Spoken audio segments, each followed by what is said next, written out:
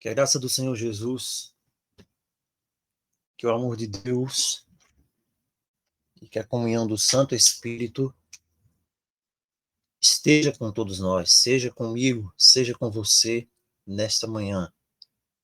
Que as suas santas bênçãos dos altos céus recaiam sobre nós, sobre a nossa casa, sobre a nossa família, sobre os nossos filhos. Que Ele nos leve mais para junto do seu amor, da sua presença. O texto para a mensagem dessa manhã se encontra em 1 Reis, capítulo 19, dando continuidade à mensagem do sábado passado. Em 1 Reis, capítulo 19, abra sua Bíblia, acompanhe conosco a leitura da palavra. 1 Reis, capítulo 19, dos versos 1 até o verso 18. Nós temos aqui a continuidade da saga do profeta Elias e de tudo que aconteceu com o profeta após os eventos lá no monte, com os 450 profetas, 850 profetas de Baal, os profetas de Jezabel. E o texto de 1 Reis irá nos apresentar todos esses conflitos internos que o homem de Deus, que a mulher de Deus, que o servo de Deus, ele passa. E também nos serve de lição para que nós possamos compreender aquilo que os servos de Deus, que esse povo chamado Elias, existe um povo também, o terceiro Elias, agora nos últimos dias haverá de passar todos os seus traumas, todas as complicações, vamos dizer assim, emocionais, tudo quanto está envolvido, humanamente falando, em você ser povo de Deus. Existem muitas coisas que estão envolvidas quando você toma a decisão de seguir ao Senhor, de servir ao Senhor, de fazer a sua vontade. Então, o texto de 1 Reis 19 a 18, ele nos apresenta o aspecto humano de Elias. E como Deus lida com as nossas emoções. Como Deus lida com os nossos sentimentos. Porque nós não somos robotizados. Nós temos emoções. Nós temos fraquezas, e muitas vezes as nossas fraquezas humanas influenciam nas nossas emoções, e, consequentemente, essas coisas podem também influenciar no nosso relacionamento com Deus. Quantas vezes eu não me relacionei com Deus por causa dos meus pensamentos e das minhas emoções negativas? Quantas vezes também eu deixei de acreditar e de seguir o caminho da verdade por causa de emoções? Então, Deus sabe disso, nós somos um misto de emoções. Nós temos emoções negativas, nós temos emoções variadas, nós temos emoções divididas.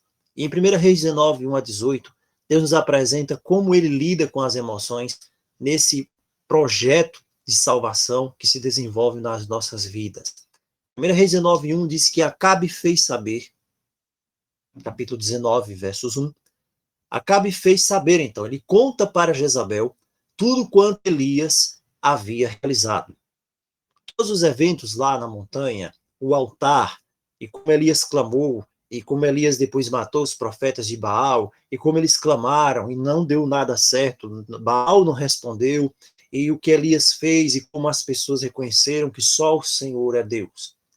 Acabe fez saber a Jezabel tudo quanto Elias havia feito, e como ele havia matado os profetas à espada. Bem, como nós estamos aqui num texto profético, que tem profundos significados proféticos para os nossos dias, e nós sabemos que os eventos relacionados a Elias, eles na verdade são eventos tipológicos que apresentam para nós como será a ação, como Deus intervém na história humana, usando um povo agora nos últimos dias, que também é um Elias.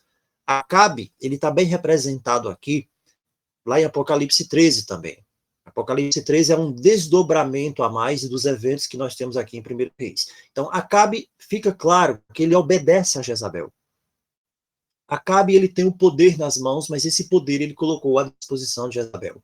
Da mesma maneira, lá em Apocalipse 13, nós temos uma besta que surge da terra. E essa besta que surge da terra, ela é o Acabe de Apocalipse.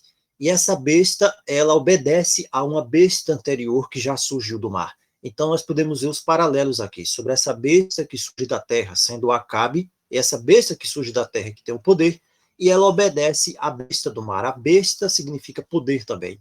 Então, a besta que surge da terra, ela obedece à besta do mar, assim como Acabe, que era o rei, ele obedecia a Jezabel, que era o poder religioso por trás do poder político, que era o Acabe, que era o rei. Então, nós temos aqui uma mescla de poder civil e de poder religioso que estão juntos, que estão combinados aqui. Também agora, nos últimos dias, nós vamos ter uma mescla disso. Nós temos uma mescla desse poder civil e do poder religioso que estarão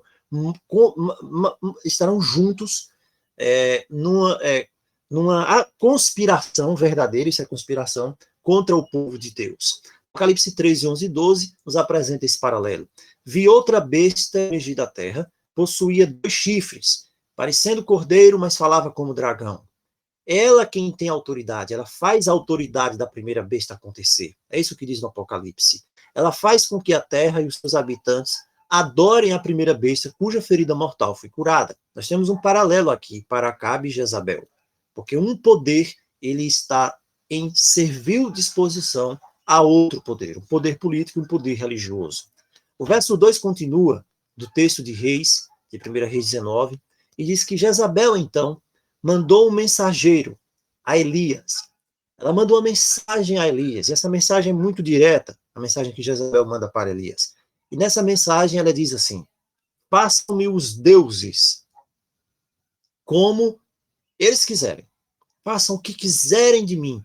Se amanhã, a estas horas, eu não fizer a tua vida como você fez a cada um dos profetas, ou seja, eu vou matar você. Ela ameaça Elias de morte. Mais do que ameaçar de morte, ela decretou a morte do profeta de Deus. E aqui nós vamos ter um confronto. Aqui nós temos uma colisão de adoração. Porque se por um lado Elias fez tudo quanto fez lá no Monte Carmelo, invocando o Senhor como sendo um só Deus, só o Senhor é Deus, aqui nós temos Jezabel invocando os seus deuses. E ela invoca esses deuses, essa pluralidade de deuses aqui. Nós temos um confronto de adoração. De um lado, uma adoração pluralística de deuses. Do outro lado, o profeta de Deus, o profeta do Senhor, que proclamou a mensagem de que há apenas um só Deus. Essa é a adoração que confronta agora no final dos dias. Nos nossos dias, esta será a adoração. E no final dos dias também, nós teremos uma adoração pluralística de vários deuses levantando contra a adoração verdadeira ao único Deus. Façam-me os deuses como me aprouver. E Elias diz, só o Senhor é Deus.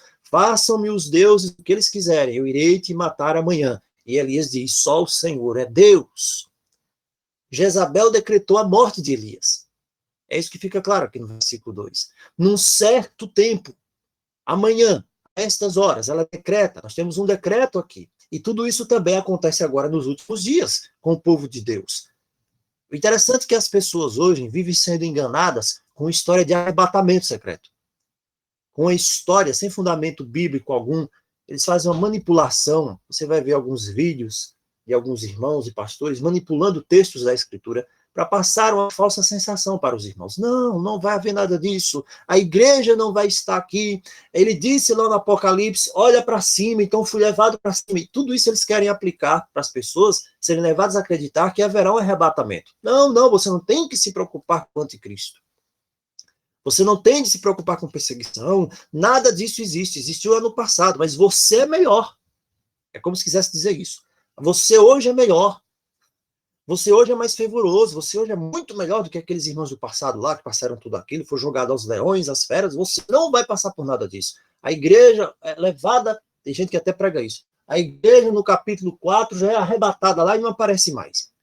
Olha o que estão pregando para as pessoas. Mas você vê aqui em Reis, que Jezabel decreta a morte de Elias num certo tempo, e que a imagem da besta, ela ordena a morte de todos aqueles que não adorarem a besta. Como é que isso é possível se esse pessoal já foi arrebatado para o céu? Já houve um arrebatamento secreto. Não tem texto na palavra de Deus. Jezabel decreta a morte de Elias, ela estabelece um certo tempo, existe um prazo estabelecido, e existe uma guerra que está sendo travada aqui, entre o Deus de Elias e o Deus de Jezabel, nas pessoas de Elias e de Jezabel. Jezabel usa um poder político de uma nação inteira, que tem um nome apenas, que serve a Deus, mas não serve. Jezabel usa um poder inteiro de uma nação que tem um nome que adora a Deus, mas na verdade não adora, que tem os mandamentos de Deus, mas não obedece. Tudo isso contra o único profeta verdadeiro de Deus, que não é visto como profeta, e que não é recebido como profeta, e que nem é tratado como profeta. Essa é a circunstância aqui em redor de Elias e de Jezabel, um falso sistema religioso contra um homem que representa a verdadeira adoração. Jezabel matou também os profetas do Senhor, não é isso? É o que a palavra de Deus nos diz. As pessoas aqui estão desoladas. Sabe, quando morre alguém, já é algo bastante difícil. Você quer encontrar um lugar onde há reflexão, um local de tristeza, é um velório. Imagina só muitas pessoas ao mesmo tempo, quando são mortas, o genocídio que Jezabel fez. Jezabel matava os profetas do Senhor. Eu imagino as pessoas desoladas, as pessoas aterrorizadas ali. Porque imagine comigo, as esposas haviam perdido seus maridos, as mães haviam perdido seus filhos, haviam os discípulos dos profetas na época de Elias, na época de Eliseu. Os filhos haviam perdido os pais. Isto é um verdadeiro reino de terror. Havia se instalado, irmãos, um verdadeiro reino de terror naquela época. As pessoas estavam perdendo as pessoas, morrendo, sendo sacrificadas, e ninguém fazia nada. Ninguém podia dizer nada, ninguém podia abrir a boca. Era uma verdadeira ditadura em nome da religiosidade. E ninguém tinha poder para intervir. Outros 100 profetas que não foram mortos estavam escondidos. Você tem aqui os profetas, os mártires, que Jezabel matou, e você tem agora outros 100 profetas que estavam escondidos, os perseguidos. Esses aqui viviam com medo, longe das famílias, longe dos seus filhos, não viviam mais nada, perderam o trabalho, perderam a casa, perderam tudo, até a própria vida podiam perder, não podiam sair nem entrar. Esses 100 aqui estavam guardados lá com Obadias, diz a palavra de Deus. E ninguém resistia a isso. Ninguém ousava resistir. Ninguém ousava se levantar contra isso. Ninguém falava uma só palavra contra isso. Não existia uma voz humana. Não existiam as instituições. Não existia mais direitos humanos. Não existia defensoria pública. Não existia nada. Ninguém levantava a voz contra toda essa atrocidade. Mas um homem ousou fazer isso. Elias fez. Elias ousou falar. Elias era um camponês que morava na montanha. Você não vai encontrar os registros de Elias na Escritura.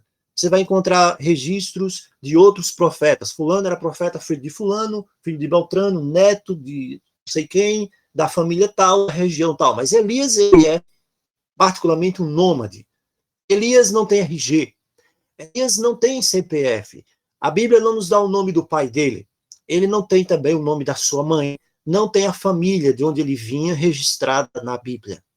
É esse o grande homem de Deus que Deus usa para confrontar todo aquele sistema.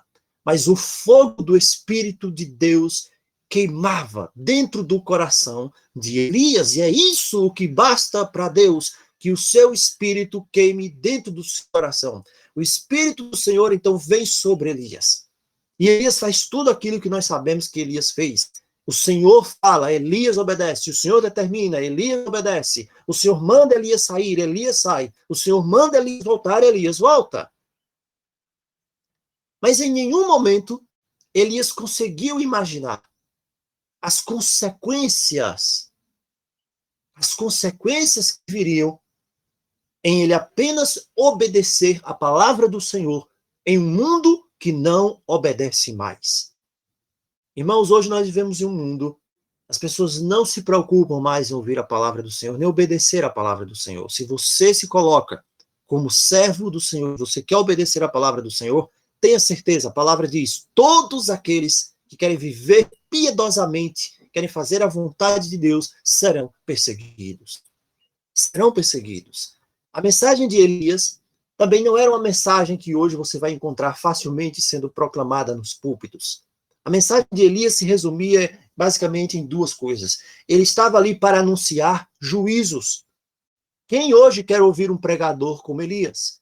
Quem hoje quer ouvir um pregador como João Batista? Se você tivesse de fazer uma semana de oração e tivesse de convidar um pregador para pregar e para atrair multidões, quem você levaria? Você levaria João Batista? Você levaria Elias? Eu acredito que não. Porque a mensagem de Elias não é essa mensagem fofa, essa mensagem confortadora que hoje as pessoas estão interessadas em ouvir. Elias estava buscando anunciar coisas que as pessoas não queriam ouvir, mas era a mensagem de Deus para aquele tempo. A mensagem de Elias era anunciar juízos. A mensagem de Elias era anunciar uma seca. Vai vir uma seca de 3 anos e meio e vai acabar com tudo. A mensagem de Elias depois veio para destruir um sistema de falsa adoração. Quando Elias está lá em cima do Monte Carmelo e ele invoca o nome do Senhor e o Senhor responde com fogo, aquele momento ele estava destruindo a falsa adoração, a adoração e matando os profetas de Baal. Essa era a mensagem de Elias e essa mensagem não agradava. Semelhantemente também, o último Elias, ele anuncia os juízos de Deus sobre a terra. Onde está isso? Apocalipse 14. As 3 mensagens de Apocalipse 14, elas são semelhantes às mensagens de Elias, porque essas mensagens anunciam os juízos de Deus sobre toda a terra, não mais um juízo restrito a um lugar, não mais um juízo restrito a uma nação, mas os juízos de Deus que recaem sobre a terra inteira. Apocalipse 14. Quantas pessoas estão pregando isso? Quantas pessoas estão falando disso hoje? Quantas pessoas estão proclamando essa mensagem? Você não vai encontrar essa mensagem hoje nos púlpitos. A mensagem do último Elias também destrói o falso sistema de adoração de Babilônia. Apocalipse 18, quando diz caiu a grande Babilônia. E as pessoas não estão interessadas em ouvir essa mensagem.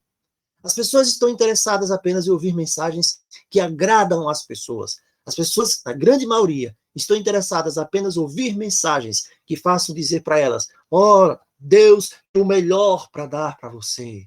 O melhor de Deus ainda está por vir. Você precisa prosperar nesta terra, porque você é filho do Pai todo rico, poderoso. Bem, essas coisas são verdades, mas não é esta a mensagem de Deus para esse tempo. Não é esta a mensagem de Deus para esse tempo. A mensagem de Deus para esse tempo, ela se encontra em Apocalipse 14, Apocalipse 18. São mensagens duras, são mensagens diretas. As pessoas, na grande maioria, não querem ouvir. Temei a Deus e dai-lhe glória, porque é chegada a hora do seu juízo. Quem quer ser julgado? Oh, quem quer ser julgado? Quem quer acessar os registros da vida? Quem quer que outro alguém venha e acesse os registros da sua vida, as suas ligações, as suas mensagens, com quem você falou, o que você disse. Isto é ser julgado. E ninguém quer. Mas esta é a mensagem dos últimos dias, proclamada por esse último Elias. E assim como Elias do passado foi perseguido, esse Elias dos últimos dias será perseguido também. E assim como Elias do passado teve a sua morte decretada, esse Elias dos últimos dias terá a sua morte decretada também. Não há arrebatamento secreto, coisíssima nenhuma. Só há o arrebatamento quando tocar a última trombeta. Os mortos em Cristo ressuscitam primeiro, os vivos são transformados e arrebatados até a presença do Senhor nos ares. É isso que diz a palavra de Deus. Primeiro vem a cruz, depois a coroa.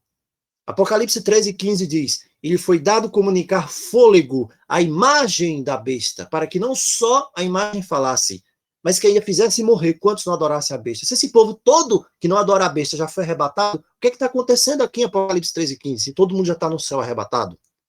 Em 1 Reis 19, verso 3, nos diz que agora Elias chega no seu limite. A palavra diz que Elias teve medo. Sim, teve medo. O grande homem de Deus que se levantou no Monte Carmelo, que matou os 850 profetas de Baal, teve medo. Ah, irmãos, ter medo é algo intrínseco do ser humano.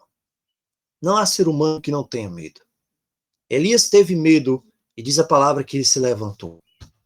Ele foi embora. Para salvar a sua vida, ele vai. Ele chega até Berseba e ali ele deixa o seu moço. Elias estava cansado. Não foi Elias que escolheu se envolver em tudo aquilo ali. Não, não foi Elias. Ele foi escolhido pelo Senhor.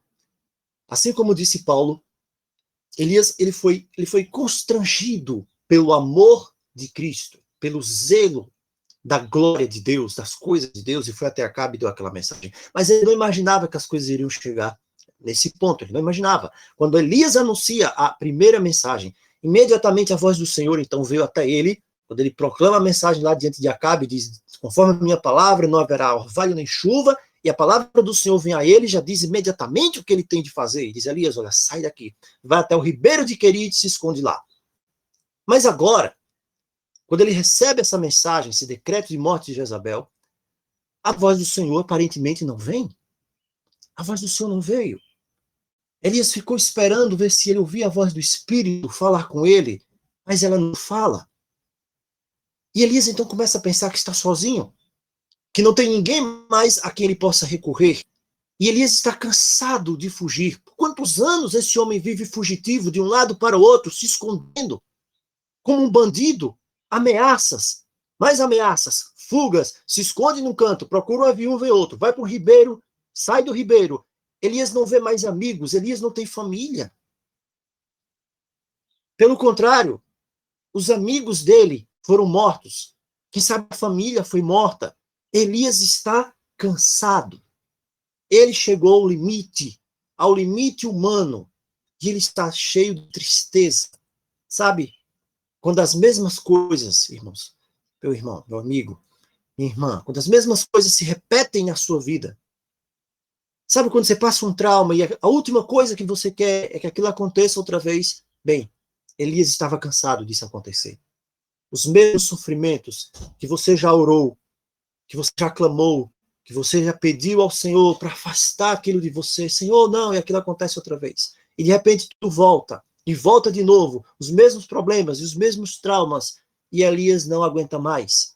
Ele desiste. Ele vai embora, ele foge, ele não quer mais viver. Ele está angustiado, ele deseja se desfazer de tudo. Ele vai para o deserto de Berseba. O deserto de Berseba foi o lugar onde Ismael e Agar estavam perdidos quando eles foram mandados embora por Abraão. Gênesis 21:14. Ele deu só um pão ali para Agar, um pão, um odre de água, colocou nas costas de Agar, deu o menino na mão e Agar foi embora. E ela saiu errante pelo deserto de Berseba. A mesma figura do pão e da água vai aparecer para Elias depois mais à frente. Também o deserto aqui de Berseba, o local onde Elias vai, é o local onde houve a aliança de Abraão com Abimeleque.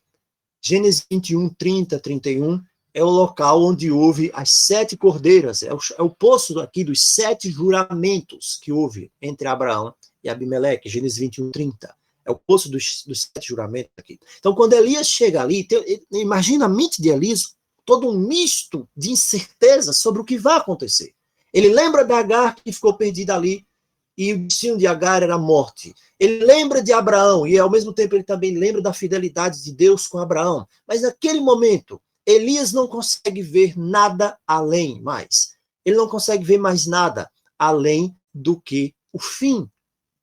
E ele então começa a deixar tudo de lado, ele desiste da vida de profeta. Ele está desistindo até da própria vida. Ele manda o ajudante embora, ele não quer ninguém por perto. Ele só quer se isolar e ficar sozinho. Elias está naquilo que hoje é diagnosticado como depressão. Elias entra numa tremenda depressão. Irmãos, os grandes homens de Deus, eles também sofrem. Os grandes homens de Deus também podem chegar no seu limite. Deus sabe disso, que você pode chegar no seu limite, você pode ter chegado no seu limite. Os grandes homens de Deus, as mulheres de Deus também podem estar cheios de tristeza e de incertezas. Eles podem perder o ânimo por causa de tantas perseguições, tantas acusações, tantas dificuldades. Quantos anos Elias não estava longe de casa? Quantos anos ele havia perdido tudo, deixado a terra, a sua família, os seus parentes, chamado de louco, perseguido, caçado, como um bicho, como um bandido, como um assassino, como um criminoso, simplesmente por fazer a vontade de Deus. E eu pergunto a você nesta manhã, você acha que está longe? Você acha que vai longe ainda o tempo de acontecer nos nossos dias aquilo que aconteceu com Elias? Você acha difícil que em algum momento neste mundo a sociedade, as pessoas do governo ou a sua própria família, elas podem conseguir como fizeram Será que está longe o tempo? Deixa eu dizer uma coisa. Não está. Essa semana eu soube que um irmão nosso, né? Ele foi chamado de criminoso. Por que criminoso? Isso me surpreendeu, né? Eu já sei que o irmão já foi chamado de herege, de falso profeta, de louco, de endemoniado, de demônio, de satanás. Nada demais até aí. O irmão já está até acostumado com isso, com essas coisas. Mas aí, essa semana, o irmão me contou que ele foi parado na rua por um antigo irmão da denominação que ele frequentava. E então essa pessoa parou ele na rua e ele havia direcionado essa pessoa para uma gravação até do YouTube, de Daniel 12. Coisa, né? Profecia, Daniel 12. E então o irmão foi e falou com ele, disse, olha, isso aqui é muito bom, uma coisa muito interessante e tal, mas você sabe que era o discípulo mais inteligente de Jesus? E a resposta qual é? Judas. Era Judas. E então, aquela pessoa ali estava dizendo, olha, não adianta nada disso aqui, porque Judas, ele foi o discípulo mais inteligente, mas foi o que traiu Jesus. Foi o que traiu Cristo. Irmãos, Elias estava cansado de sofrer tudo isso. E Elias não estava aguentando mais. E ele então resolve fugir. Ele não quer mais ver ninguém. Ele quer se isolar. Ele está cansado de saber que os amigos morreram, das coisas horríveis que estavam acontecendo. Ele não quer mais nada da vida, porque a vida aparentemente não tinha mais nada para ele. O verso 4 diz, ele foi ao deserto, caminho de um dia, 1 Reis 19:4, e se assentou debaixo de um zimbro, e pediu para si a morte. Pensou, o homem de Deus, eu quero morrer. Ele não queria se matar, ele não queria se suicidar. Ele disse, Senhor, eu quero morrer, não tenho mais sentido para a vida. Toma agora a minha alma, porque eu não sou melhor do que meus pais, não sou melhor do que ninguém. Elias vai para a morte, não há nada no deserto. Não tem sonhos, não há alegria, não tem perspectiva, não tem direção alguma. As ondas da amargura estavam afogando o profeta de Deus. Ele foi compreendido, ele não tem mais esperança do que vai mudar. Ele está desiludido, decepcionado com a vida, com o mundo. Quantas vezes você também tem se sentido assim? Depois de lutar, de chorar, de clamar, não tem ninguém para ajudar. Não tem um ombro amigo. Não há um consolo.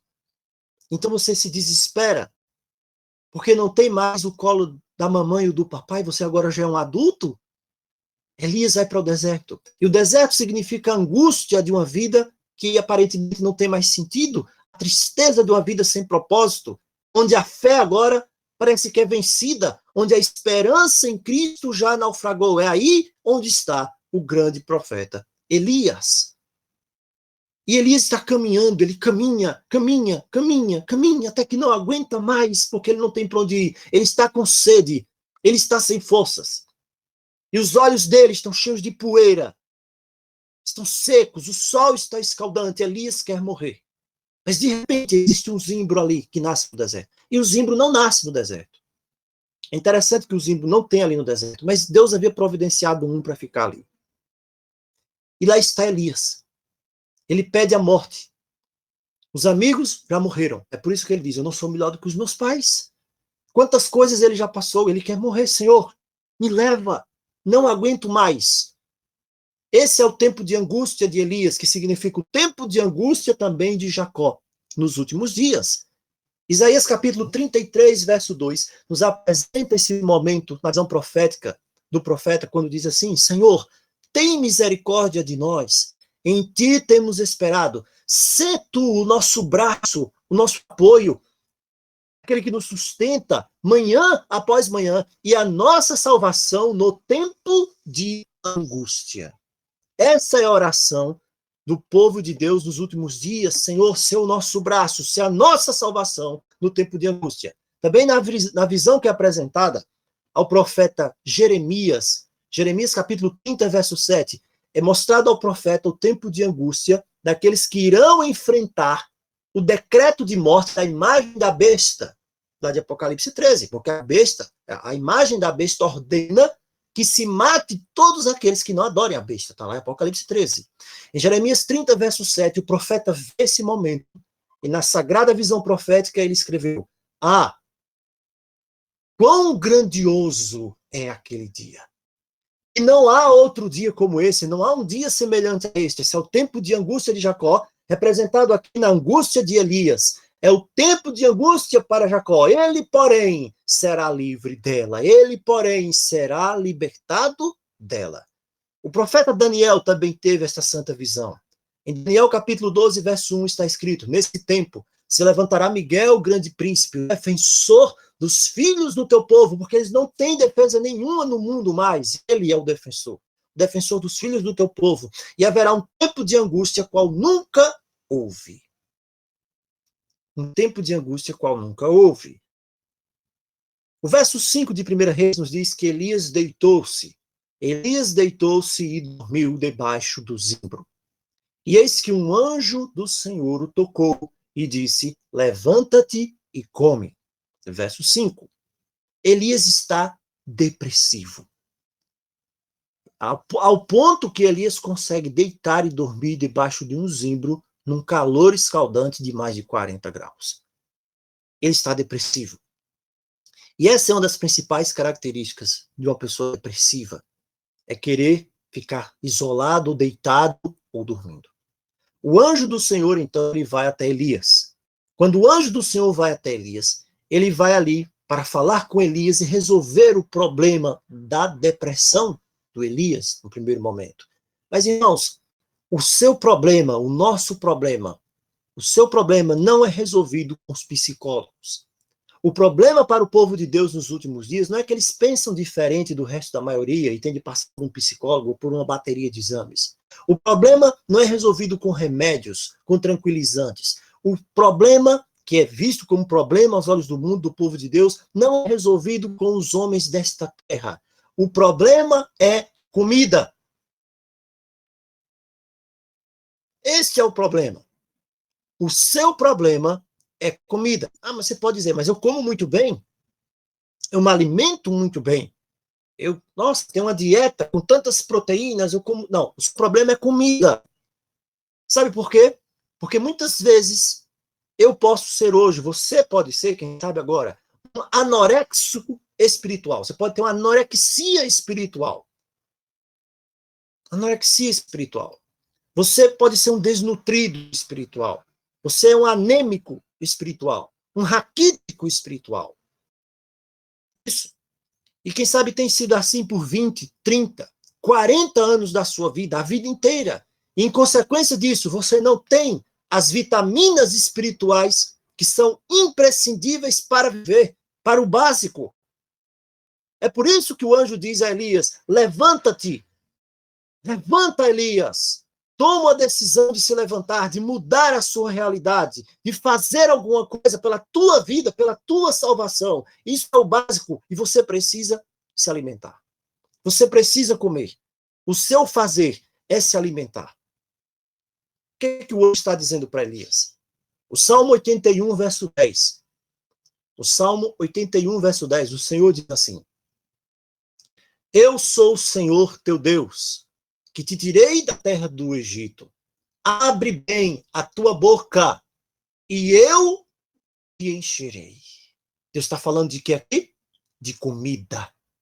Deus está dizendo, você não se alimenta, você é um raquítico, você está morrendo de fome. E quantas pessoas hoje estão na caminhada de Elias, mas estão morrendo de fome?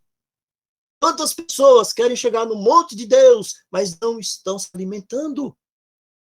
Vivos, mortos, morrendo de anemia espiritual. É por isso que o Senhor diz, eu sou o Senhor teu Deus, mas você precisa se alimentar, você precisa comer, você precisa ser revigorado. Deus não quer ninguém raquítico, Deus não quer ninguém passando fome. E aqui é da palavra. Por isso que Jeremias 15, 16 está escrito, achadas as tuas palavras, logo as comi.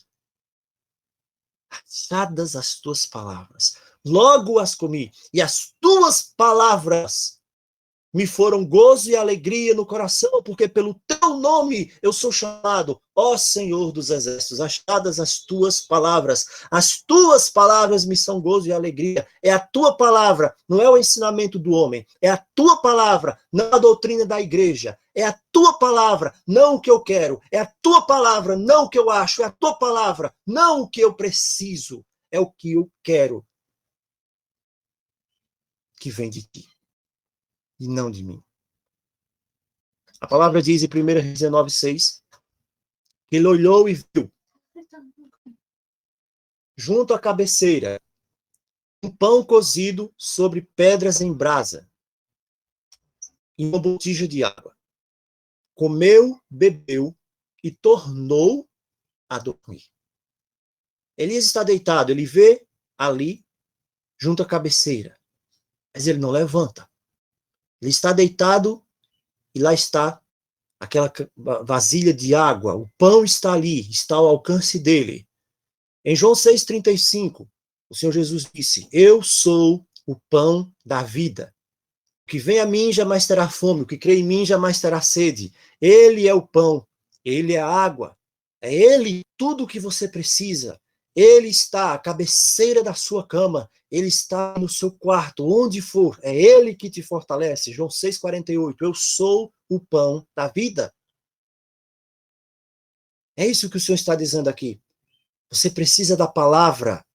2 Samuel 22:13, do resplendor que diante dele havia, brasas de fogo se acenderam. Isaías 6 e 7, um dos serafins voa para mim, diz Isaías, traz na mão uma brasa viva que tira do altar e diz, olha, quando ela toca na boca do profeta, diz, ela tocou os teus lábios, a tua iniquidade foi tirada e perdoado o teu pecado. É Cristo o calor que remove o pecado, é Cristo a brasa viva que tira a iniquidade, é Cristo a expressão de Deus, que é o fogo consumidor. Por isso, Cristo é o pão cozido sobre as pedras em brasa. É disso que eu preciso, é disso que você precisa. Cristo também é a botija de água. Elias olha e vê uma botija de água. Ele só precisa disso. Pão e água. Mais nada. Pão e água. Essa é a dieta enviada desde os altos céus. Nada de extravagante, nada de sofisticado demais, nada de industrializado, nada de assado, nada de carne, nada de suco. Pão e água. Elias só precisa de pão e água. O pão é Cristo. A água é Cristo. A água, o Espírito. O remanescente precisa de pão e água, o mais simples, e ele será fortalecido. A palavra diz que ele comeu, que ele bebeu, e ele voltou a dormir. Por quê? A palavra não é suficiente, não há poder na palavra, a palavra não tem forças. Por que Elias dormiu? E por que existem tantos dormindo hoje? O problema está na comida? O problema está no pão? Está na água? Ou o problema estava com Elias? O verso 7 diz, voltou segunda vez o anjo do Senhor e tocou e disse, levanta-te e come, porque o caminho te será sobremodo longo. O anjo volta. Deus não desiste de Elias. Ele continua falando com Elias. Ele fala com ele e diz, levanta-te e come. Sabe por quê? Porque você precisa de mais. O que você tem não é ainda o suficiente para o caminho, porque o caminho será muito longo. O caminho será bem distante, muito difícil. O que você tem, a fé que você acha que tem, não é o suficiente ainda para a salvação da sua alma. O que você sabe, o que você acha que sabe, não é nada sobre a jornada. A sua experiência com Cristo até agora, quem sabe seja muito pequena, tem sido muito curta, muito superficial, inconsistente. Porque você vai e volta. Você crê hoje e você duvida mais tarde. Você crê agora e desconfia de Deus amanhã? Por isso, levanta-te e come. Por isso, o anjo volta mais uma vez. Ele come uma vez, não é suficiente. Ele diz: você precisa de mais, mais, mais e mais, porque a jornada é sobremodo grande. O tempo de vacilar O tempo de vacilar entre dois pensamentos já passou. Ficou para trás, lá na montanha. Ou o Senhor é Deus, ou você fica com Baal. Porque o caminho será muito longo. Esta é a hora, irmãos. Levanta e come. Quer dizer, levanta e ora. Levanta, procura ouvir a voz de Deus. Levanta para conhecer os teus erros, para conhecer as tuas fraquezas. Levanta e lê a Bíblia. Levanta e faz jejum. Levanta e pega o evangelho. Levanta e se prepara. Levanta e não desanima. Porque o caminho será muito longo. O caminho não será fácil, porque muitos virão contra você. Muitos irão sobre você para destruir você, porque o inimigo é mau, é ardiloso, é mentiroso, é sujo, é enganoso. E vai fazer de tudo para te destruir, para te desanimar, para mandar um amigo na tua casa para falar besteira, para te iludir, para levantar dúvidas na sua cabeça, para fazer de tudo que você sequer imagina, porque ele quer, ele deseja, ele sonha todo dia em te levar para o inferno. Levanta e come. A hora é essa. Essa é a hora de caminhar e de ir ao encontro de Deus, de ir para o monte sagrado de Deus. O verso 8 diz que ele se levantou e comeu. E com a força daquela comida, ele caminhou 40 dias e 40 noites até Horebe, o monte de Deus. A experiência de Elias é a experiência típica de Israel nos últimos dias. Com a força daquela comida, com a força daquela comida. Ele caminhou 40 dias e 40 noites, com a força daquela comida, não com a sua força, não pelos seus méritos, com a força daquela comida, não com o seu entendimento, não pelo que ele achava melhor, não pelo que ele achar mais adequado, pelo caminho mais fácil, mas pelo que Deus diz que é, mesmo que você ache que não é. Mesmo que você ache sem sentido, é com a força daquela comida, não com os méritos, com a força da comida, não pelas obras, não porque você é bom, não porque a nossa doutrina é melhor, não porque a igreja que você frequenta tem muita gente. Não. Não pela fé, mas pela força daquela comida. Pela força daquela comida, você fará coisas inimagináveis. Elias caminha 40 dias, 40 noites sem parar. Pela força daquela comida, do pão e da água, que é Cristo, você será levado ao nível sobre-humano. Um nível sobre-humano de graça, de força. Pela força da comida. Que vai fazer coisas que nunca foram feitas, não pelas suas forças, mas pela autoridade, pelo poder que há em nome do Senhor Jesus Cristo, pelo Filho unigênito do Altíssimo. Ele é aquela comida. Ele é o pão que dá vida, que a tudo dá força. Ele é a água da vida que renova. Ele disse, se conheceras o dom de Deus, João 4,10, tu lhe pedirias e eu te daria água viva. No Salmo 18, Davi escreve sobre essa vitória extraordinária do povo de Deus pela força daquela comida. No Salmo 18 ele diz, versículo 28 por diante, contigo desbarato exércitos, com o meu Deus salto muralhas, o Deus que me revestiu de força aperfeiçoou meu caminho, deu aos meus pés a ligeireza das costas, firmou as minhas mãos, adestrou minhas mãos para o combate, persegui os meus inimigos pela força daquela comida. Na profecia de Isaías, Isaías 40, versos 29 a 31, está escrito também, faz forte e alcançado, e multiplica as forças aquele que não tem nenhum vigor. Os jovens se cansam, se fatigam, os moços caem de tão exaustos que estão. Mas se você espera no Senhor, você renova as suas forças, você vai subir mais alto que todos, sobem como águias, porque a águia é a ave que mais voa alto. Você vai correr e você não vai se cansar. Isso aconteceu com Elias. Elias correu na frente da carruagem de Acabe e chegou primeiro. Caminha e não se fatigue. Elias caminhou 40 dias e 40 noites e não se fatigou. Isso também acontece com o povo de Deus, com o terceiro Elias dos últimos dias. É Cristo que lhe fortalece. É Cristo que é o pão, Cristo que é a água. Agora Elias tem forças. Agora ele sabe exatamente para onde ele vai. E Elias vai para o Horebe. Elias vai para o Sinai. Horebe é um outro nome que é dado para o Monte Sinai, no qual Deus entregou a lei para Moisés.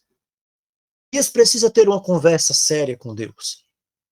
Quantos de nós, quando você está num momento de extrema complexidade, você também não gostaria de ter uma conversa com Deus?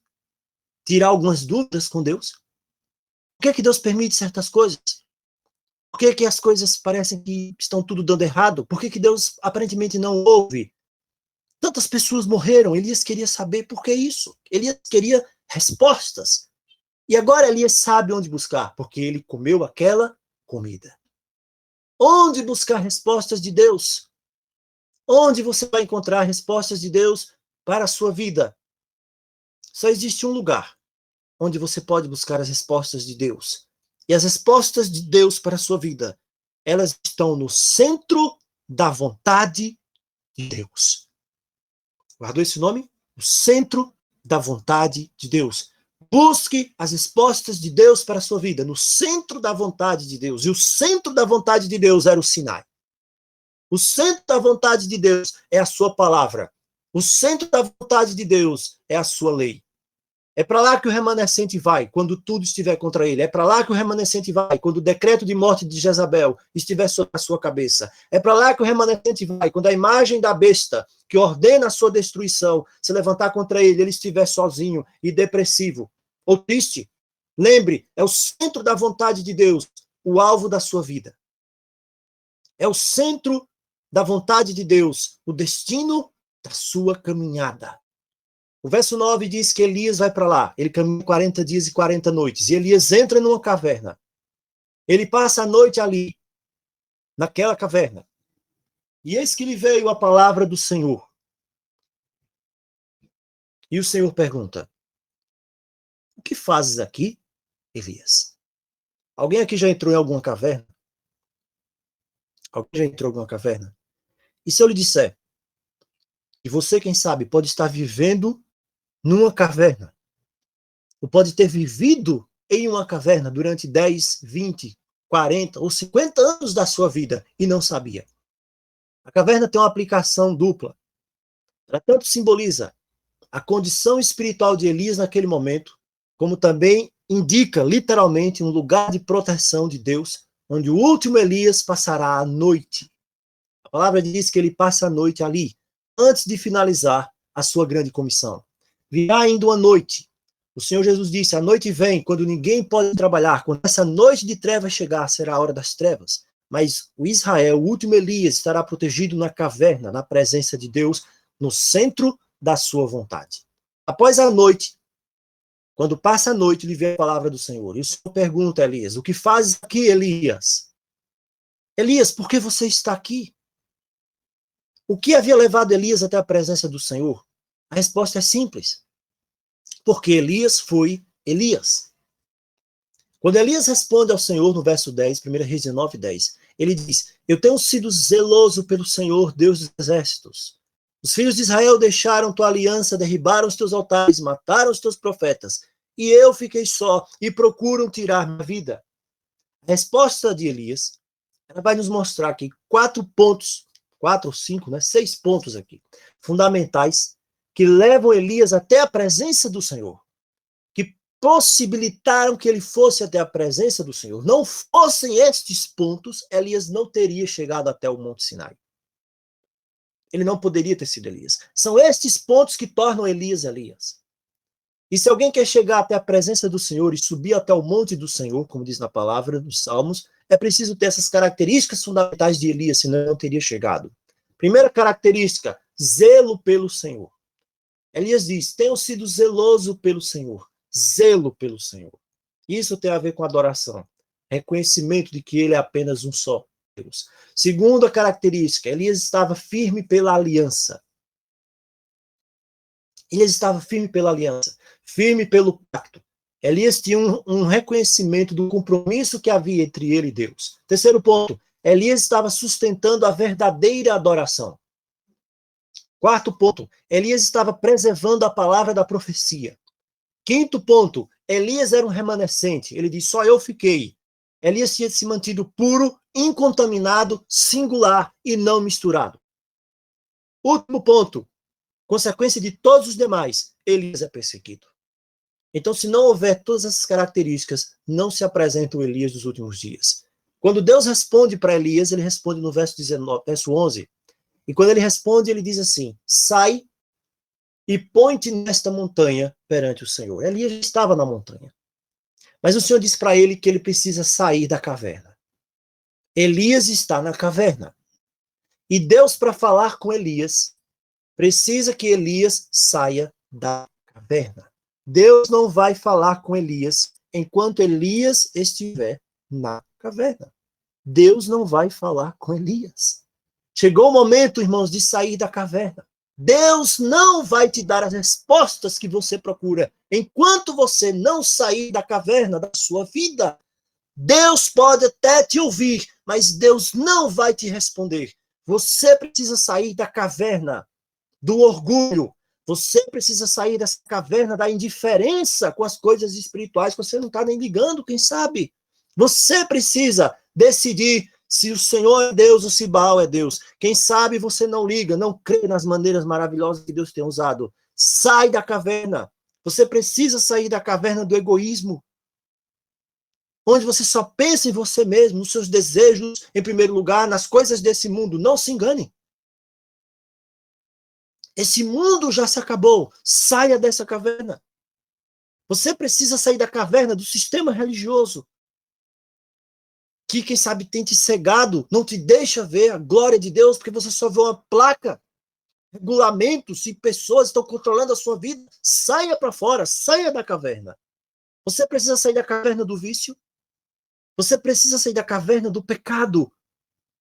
Efésios capítulo 5, 14 diz, pelo que diz, desperta, tu que dormes, levanta-te entre os mortos e Cristo te iluminará. Como sair da caverna? Efésios continua. Efésios 5, 15, 17. Seja prudente como andais. Veja o que você está fazendo. Veja o que está acontecendo na sua vida. Não seja nécio. Seja inteligente. Seja sábio. Você tem de remir o tempo. Não desperdice o tempo. Não jogue o seu tempo fora. É isso que a palavra diz. Não se torne um insensato. Procure entender a vontade de Deus para a sua vida, porque Deus tem uma vontade para a sua vida. Para com essa história de dizer que não sabe o que Deus quer de você, porque você sabe sim. Procure entender.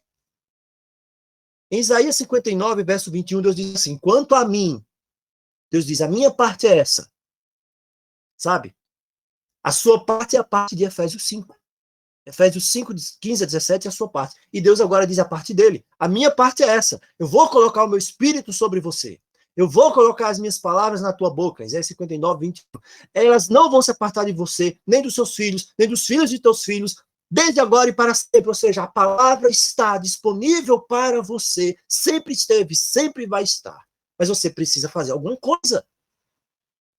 Você precisa parar de ser nécio. Nós precisamos parar, irmãos, de viver como se estivéssemos num mundo sem sentido. O Senhor diz, a palavra está disponível. A palavra está aí junto de você, na tua boca. Ela não se apartou de você. Romanos 10, 6 a 9, Paulo diz, a justiça que vem da fé diz assim. Quando você é sábio, você tem que dizer assim, nossa, eu não preciso perguntar quem vai subir ao céu para trazer Cristo para mim. Eu não preciso perguntar, eu vou ter de descer aos abismos, às profundezas insondáveis, para conhecer o sentido da vida, os mistérios da revelação. Você não precisa. A palavra está perto de ti. Paulo usa o mesmo texto de Isaías. A palavra está do teu lado, na tua boca, no teu coração. Isto é a palavra da fé que pregamos. E Deus fala com Elias, sai da caverna. Ou você sai da caverna, ou eu não falo com você. Quando Elias vai sair, antes de Elias sair da caverna, o texto de 1 Reis 19, 11 diz que passava o Senhor. 1 Reis 19, 11. Eis que passava o Senhor, e um grande e forte vento. Nossa, que vento é esse? Fendia os montes, despedaçava as penhas diante do Senhor. Porém, o Senhor não estava no vento. Era exatamente isso aqui que Elias queria ver. Elias queria ver o Deus Todo-Poderoso vingando o sangue dos seus filhos, dos seus irmãos, dos servos, dos profetas, acabando com a injustiça, retribuindo com vingança todo o sofrimento do seu povo. Elias queria ver, mais uma vez, o Deus que tirou Israel do Egito poderosamente, com a mão poderosa, trazendo juízos, salvando os seus escolhidos. Quando esse forte vento passa, esse forte furacão passa, arrasando tudo, destruindo tudo, quebrando as pedras, Elias se regozija. E Elias pensou, nossa, agora, é a hora, esse é o Deus que eu sirvo. Ele vai vir agora, vai intervir. Mas o vento passou e o Senhor não estava lá. O Senhor estava no vento. A voz do Senhor não foi ouvida. Não há uma mensagem no vento destruidor, não há uma palavra, não há uma ordem para ser cumprida. Elias fica perplexo. Na sequência, vem um grande terremoto, Elias sente o monte tremer, a terra rachar, o fundamento da terra está se movendo. Elias sabe que a terra inteira está tremendo, é a presença do Deus vivo, do Altíssimo.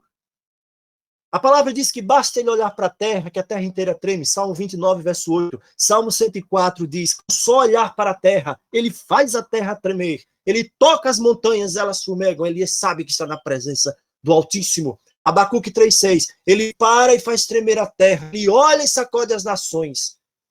Ah, irmãos, as esperanças de Elias se renovaram. Será este o momento? Será que ele vem agora para vingar o seu povo? Mas o terremoto para. E quando o terremoto para, o Senhor não está lá. Não há uma voz, não há mensagem, não há ordens, não há palavra. Elias não entende. Verso 12 diz, depois do terremoto, agora vem um fogo. Mas o Senhor não estava no fogo. Elias é um fogo devorador que surge da presença de Deus. É o fogo da sua glória. É o fogo da sua majestosa presença. Esse é o mesmo aspecto da glória que viram os filhos de Israel lá na montanha, Êxodo 24, 17. O aspecto da glória do Senhor era como fogo consumidor no cimo do monte. E Elias diz, estou na presença de Deus. Hebreus 12, 29 diz, o nosso Deus é fogo consumidor. E Elias pensa, esse é o momento. Que glória, que poder. Sabe por que tudo isso aconteceu? Elias precisa não apenas saber. Você precisa não apenas saber, você precisa conhecer. Você precisa experimentar o poder de Deus, a glória de Deus na sua vida. A palavra diz que para Deus não é impossível, Lucas 1,37. Isaías 43,13 diz, eu sou Deus, ninguém pode fazer ninguém escapar das minhas mãos. Jó 42,2 diz, eu sei que tudo podes, nenhum dos teus planos pode ser impedido. Jeremias 32,17, ah, Senhor Deus, tu fizeste os céus e a terra com o teu grande poder, com o teu braço estendido, nada te é difícil. Isaías 40,29, dá força ao cansado. Salmo 29,4, a voz do Senhor é poderosa, a voz do Senhor é cheia de majestade. Salmo 147,5, grande é o nosso Senhor, de grande poder. Hebreus 1, verso 3, ele é o resplendor da glória, falando de Cristo, é a expressa imagem do seu ser, ele sustenta todas as coisas pela palavra do seu poder. Efésios 3,20, ele pode fazer muito mais de tudo que você pensou, de tudo que você imaginou. Salmo 147,4, ele conta o número das estrelas e chama elas pelo nome. Quantas estrelas tem? São bilhões de estrelas. Elias entendeu. Elias viu. Elias sentiu. Ele creu.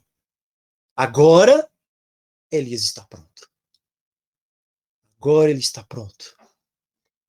O verso 12 diz que depois de tudo isso, vem um vento tranquilo, uma voz tranquila e suave. Você sabe o que aconteceu aqui? O Senhor está dizendo assim para Elias. O Senhor está dizendo nessa manhã para você também e para mim. O Senhor disse para Elias assim, sabe, Elias, eu podia simplesmente, numa questão de segundos, resolver tudo. Numa questão de segundos, eu podia soprar sobre a terra, destruir a terra inteira, em um momento, limpar toda a imundícia do pecado da minha presença. Nada escaparia. até as rochas seriam quebradas, apenas pela minha respiração. E ninguém impediria, agindo eu, quem impedirá? Antes que houvesse dia, eu sou. E agindo eu, quem impedirá? Elias, eu poderia quebrar essa terra inteira apenas olhando para ela e fazê-la tremer com o terremoto, e chacoalhar, e destruir o mundo, derrubar os prédios, tirar essa imundícia. E ninguém escaparia. Eu vingaria os meus profetas, todo o sangue derramado, acabaria com a dor. Eu posso fazer isso agora, se eu quiser. Agindo eu, quem impedirá? Isaías 43:13. Antes que houvesse dia, eu sou. E não há ninguém, não há nada que possa livrar alguém das minhas mãos, agindo eu quem impedirá. Sabe, Elias, eu posso destruir essa terra com fogo agora. Eu posso fazer fogo do céu e limpar essa terra de todo o pecado da minha presença. Mas eu não quero fazer isso. Eu não vou fazer isso ainda. É apenas após a voz tranquila e suave que Elias sai da caverna. Ele envolve o rosto no manto. Ele se põe à entrada da caverna. E o Senhor então fala com Elias e pergunta mais uma vez: que fazes aqui, Elias? Deus não vai falar com você nem pelo fogo e nem pela água. Deus não vai te mudar a vida, nem te converter por causa de um terremoto. Não é assim que Deus trabalha. Nem pelo vento, Deus vai te aproximar dele. Nem Elias foi, nem você irá, mas através do seu Espírito. Zacarias 4:6. E ele me disse: esta é a palavra do Senhor a Zorobabel, não por força, não pelo terremoto, não por violência, mas pelo meu Espírito, diz o Senhor dos Exércitos. Ainda tem 7.000, irmãos. Ainda tem quem não dobrou os joelhos a Baal. É preciso buscar, é isso que Deus está dizendo para Elias. É preciso falar ainda, é preciso pregar, é preciso batizar. Os juízos vão vir, mas agora eu quero usar você ainda. Eu preciso de você para pregar. E o Senhor pergunta a Elias: Elias, o que você faz aqui? E o Senhor pergunta: o que você faz aqui, João? O que você faz aqui, Maria? O que você faz aqui, André? Por que realmente você veio me procurar? O que te trouxe até mim? Foi um medo? Foi a angústia da sua vida? Foram as tristezas que você tem na sua casa? Ou foi o Espírito do Senhor? E Elias responde tudo novamente. E o Senhor diz para ele: volta para o teu caminho. Volta para o teu caminho. Você vai ungir o Azael, rei da Síria, o Jeú, rei de Israel, e o Eliseu vai ser profeta no teu lugar. Elias, eu estou no controle. Eu tenho o controle completo, total. Eu controlo quem está lá fora, eu controlo quem está aqui dentro. Eu controlo a minha palavra. E a partir de agora, a minha palavra vai ser um elo de separação. E Deus diz assim: eu vou começar a fazer uma purificação, mas através do meu Espírito primeiro. Quando ele diz: quem fugir da espada de fulano, o Beltrano vai pegar. Quem fugir da espada lá do Azael, o Jeú vai matar. E quem fugir por último, Eliseu vai matar. E mais, se lembra de uma coisa, Elias? Tem 7.000 que não dobraram joelhos a Baal. O que Deus está dizendo para você nessa manhã, o que Deus está falando comigo amanhã, são muitas coisas, irmãos. Muitas coisas. Por que eu vou buscar o Senhor? O que fazes aqui? O que fazes aqui, Elias? O que fazes aqui, Márcio? O que fazes aqui, Maria, Antônia, Joana? Por que realmente você vem me procurar? O que realmente fez você vir até mim? Eu tenho um propósito, eu tenho um plano. Eu estou no controle de todas as coisas, no controle da sua vida. Você só precisa acreditar. Você só precisa deixar com que os meus planos se cumpram na sua vida. É tempo de se alimentar. Você precisa daquela comida. Se você quer chegar até o monte do Senhor, até a presença dele, você não pode ir com a sua comida. Você precisa daquela comida, porque é aquela comida que vai te dar força. Você precisa entender que existe um tempo de caverna, mas hoje é o dia de sair daquela caverna e de ouvir a voz de Deus. Você precisa entender que ele não vai agir agora pelo fogo, nem pelo terremoto, mas ele vai te fazer entender, ele vai te transformar através do seu espírito. E o seu espírito é uma voz tranquila e suave. Que Deus trabalhe na tua vida. Que o Senhor nos fortaleça. Que o Senhor nos ajude a fazer o seu querer. Que nós possamos ouvir essa voz calma, tranquila, suave e serena. Não é por força nem por violência, mas é pelo seu Santo Espírito. O Senhor te convida nessa manhã. Abra o teu coração. Hoje é o tempo de salvação.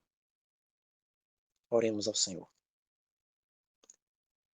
Pai que estás nos céus, te agradecemos,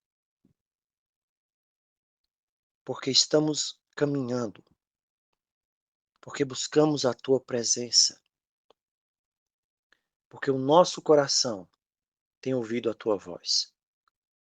Abençoa o teu povo, abençoa os teus filhos, que possamos ouvir a tua voz tranquila e suave falando aos nossos corações nesta manhã e sempre nos levando para mais junto de ti, nos levando para o monte de Deus, para estar na tua presença, debaixo das tuas asas.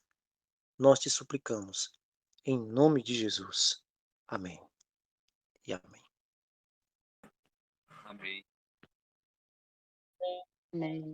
Amém. Glória a Deus. Glória a Deus.